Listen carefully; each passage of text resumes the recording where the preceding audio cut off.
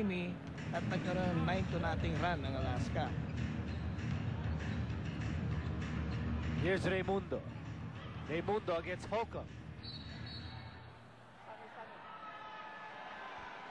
Holcomb natakom sa pagbundol-bundol nitong si Raimundo.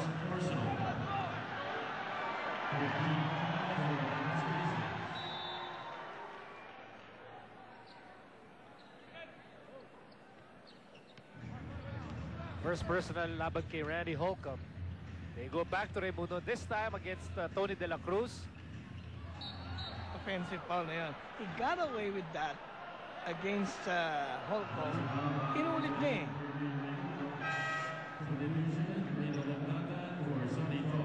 Napakaamon na lang itong si Kirby. Third personal laban kay Raimundo. Napangiti naman si Ryan Gregorio. Alam mo siguro, in the mind of Ryan Gregorio, ang sinasabi niya, kanina ganun din yung sitwasyon eh. Ang tawag ninyo was blocking. It's the same situation and you call it a charge.